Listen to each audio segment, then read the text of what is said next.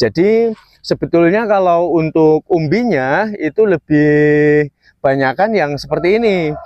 Untuk memberikan hasil yang lebih melimpah, lebih berat, memiliki bobotnya ya daripada umumnya orang menanam pohon singkong, itu ada triknya. Setelah kita melakukan penyayatan seperti ini, yang harus kita lakukan harus memiliki kegemburan seperti ini, dan jangan pakai pupuk jenis kandang berlebihan ya, karena nanti dapat mengakibatkan umbinya itu memiliki rasa yang pahit.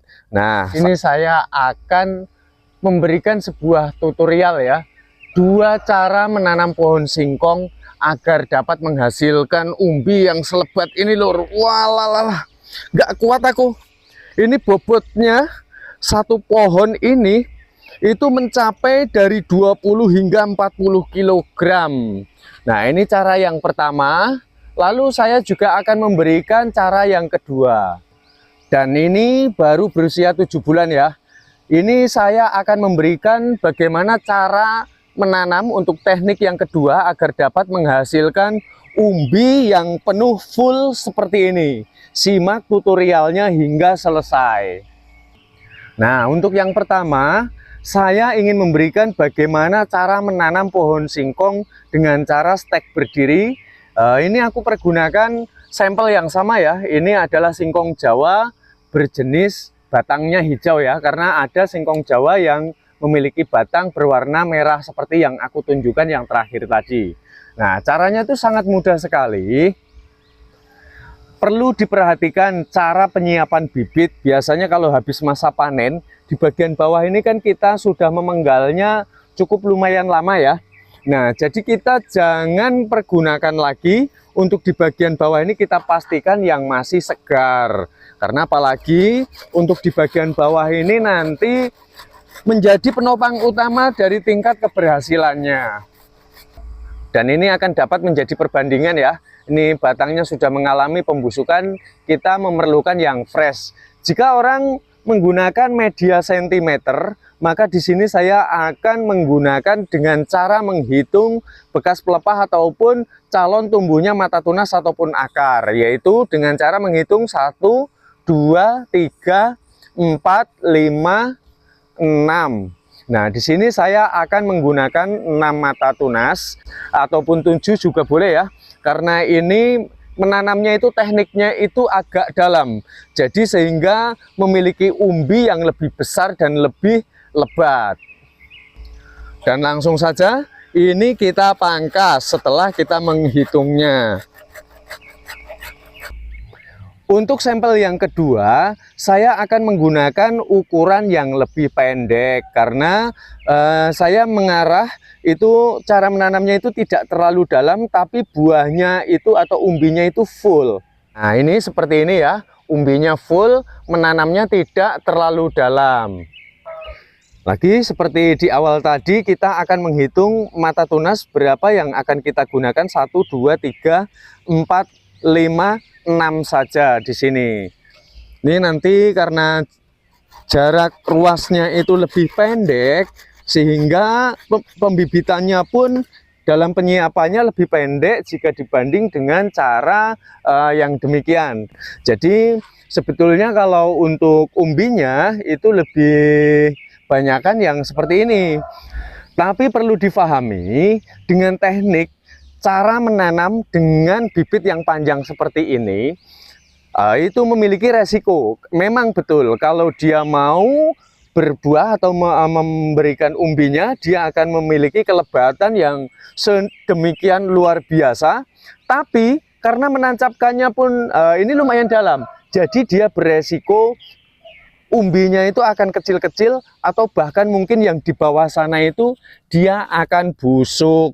Nah, seperti ini rentan sekali di bawah ini terjadi satu pembusukan. Tapi tenang buat para sahabat semua, asal memanennya itu di bawah usia dari 11 bulan, maka umbi yang dihasilkan aman. Yang penting jangan sampai terjadi faktor kelembapan yang berlebih pada tekstur tanahnya.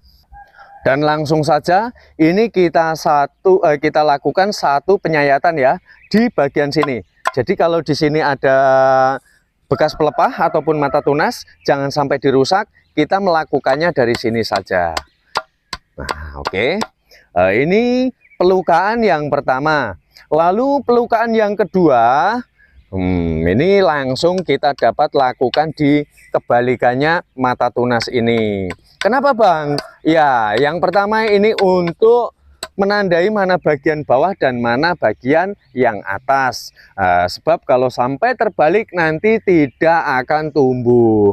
Lalu manfaat pelukaan yang kedua itu adalah untuk mengatur dari hasil fotosintesis sehingga makanan yang diserap oleh batang singkong tersebut tidak mudah untuk lari ke atas. Karena apa? Di sini terdapat sayatan. Nah, untuk itu kita harus mengendalikan sedemikian rupa supaya nanti ini tidak langsung bablas ke atas ya, ketika pohon singkong ini sedang memasak makanannya. Jika kalian ada bibit yang memiliki mata tunas yang rapat seperti ini, maka pergunakanlah yang rapat seperti ini ya, karena nanti pembuahan ataupun umbi beserta seluruh tunas itu akan muncul dari sekitar bekas mata tunas ini. Dapat diartikan semakin rapat maka sudah dapat dipastikan umbinya akan semakin banyak. Nah, ini untuk cara yang pertama. Dan ini untuk cara yang berikutnya, singkong Jawa yang berwarna merah. Kita pun perlu melakukan adanya satu pelukaan. Jadi kita lukai langsung di bagian atasnya sini. Ini pun sama fungsinya untuk menandai mana bagian bawah dan mana bagian atas. Ini juga untuk mengendalikan dari hasil fotosintesis yang dilakukan tumbuhan itu ketika sedang memasak makanannya. Ini 3 sayatan saja sudah cukup saya rasa ya, untuk memberikan hasil yang lebih melimpah, lebih berat, memiliki bobotnya ya, daripada umumnya orang menanam pohon singkong. Itu ada triknya. Setelah kita melakukan penyayatan seperti ini, yang harus kita lakukan adalah dengan cara melakukan perendaman kurang lebih selama 24 jam. Alasan kenapa? Karena ini kadar airnya sudah menurun sehabis masa panen. Sehingga untuk menciptakan kesuburan kembali, kita harus memberikan asupan air ataupun mineral yang cukup. Setelah melakukan perendaman, maka kita harus memikirkan tekstur tanah yang kita gunakan. Harus memiliki kegemburan seperti ini, dan jangan pakai pupuk jenis kandang berlebihan ya, karena nanti dapat mengakibatkan umbinya itu memiliki rasa yang pahit. Nah, saya akan mencontohkan ini dengan singkong hijaunya ya. Cara menanamnya pun sama, kita tancapkan seperti ini, dan bagian yang ada pelukaan ini harus kita timbun secara menyeluruh. Nah, seperti ini sahabat dapat lihat ya. Jangan khawatir, ini dia tidak akan tumbuh. Di bagian bawah ini dia akan berfokus terhadap umbi yang akan dihasilkan. Ketika dia akan tumbuh, akan muncul ini tunas dari akarnya, kemudian akan membesar dan akan menjadi umbi yang sangat lebat. Lalu untuk cara yang berikut, ini pun sama, saya lakukan dengan cara sistem pemendaman. Hanya bedanya tekniknya adalah kita harus menghitung jumlah 1, 2, 3, 4, 5, 6. Jika ini kita menggunakan 6, 50% kita pendam di dalam tanah, 50%-nya kita tampakkan. Kenapa Bang harus begitu? Ya, karena harus balance antara jumlah akar yang akan ditumbuhkan dan jumlah tunas yang akan dia hasilkan, sehingga seluruh asupan nutrisi ataupun makanannya dapat terpenuhi. Oke sahabat semua, saya rasa sampai di sini sudah dapat difahami ya. Selamat mencoba buat sahabat yang merasa tertarik di dalam berbudidaya menanam singkong. Kita jumpa pada konten bermanfaat selanjutnya. Saya ucapkan matur suwun.